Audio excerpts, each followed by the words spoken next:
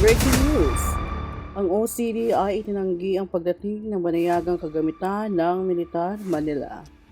Pinikutan ng tanggapan ng pagtatanggol ng sibil o OCD nitong Martes ang isang video na naglalaman ng pahayag ng kanilang pinuno More than 400 tungkol sa containers of kagamitan U.S. ng and French militar military mula equipment sa arrived in the Estados Philippines Unidos for at Balaking Pransya ay 2024 dumating na exercise. sa bansa.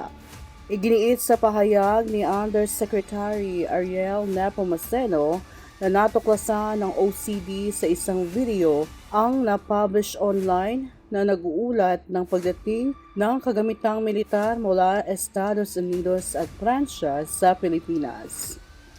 Nakasaad sa video ang maling impormasyon na kinasasangkutan ang ahensya at ang administrador ng pagtatanggol sibil nito.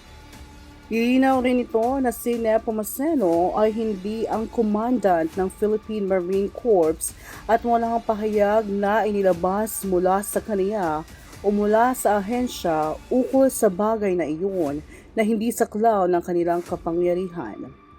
Dagdag pa, ang mga video o litrato ni Undersecretary Nepomuceno na ipinapakita sa video ng press conference tungkol sa mga paghahanda sa El Nino noong 2023. Paliwanag ng OCD. Binigyang diin din ito ang paalala sa publiko na sundan lamang ang mga mapagkakatiwalaang pinagmulan at iwasan ang pagpapamahagi ng hindi beripikado o hindi kumpirmadong impormasyon. Ayon sa PNA. 2 Timoteo 4 verse 18. Ang Panginoon ang magliligtas sa akin sa lahat ng kasamaan at siya rin ang maghahatid sa akin ng ligtas sa kaniyang kaharian sa langit. Purihin nawa siya magpakailanman. Amen.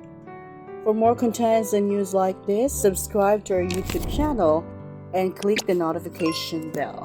Thank you and God bless everyone.